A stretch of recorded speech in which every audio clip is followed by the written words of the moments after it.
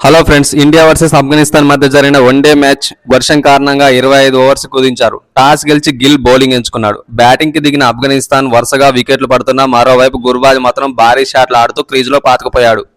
ఇతనికి షాయిదీ అద్భుతమైన సపోర్ట్ అందించాడు. వీరిద్దరూ 4వ వికెట్కు 120 పరుగుల భాగస్వామ్యాన్ని నమోదు చేశాడు. అందులో షాయిదీ చేసినవి కేవలం 27 పరుగులు మాత్రమే. అంటే గుర్బాజ్ ఏ విధంగా విధ్వంసం సృష్టించాడో అర్థం చేసుకోవచ్చు.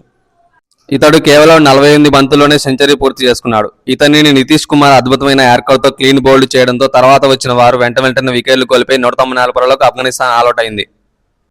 ఈ మ్యాచ్లో ఆరంగేట్రం చేసిన హర్ష్ దూబే మరియు బ్రార్ ఇద్దరు 3 వికెట్ల చొప్పున తీసుకున్నారు. హర్షదీప్ మరియు నితీష్ 2 వికెట్లతో రాణించారు.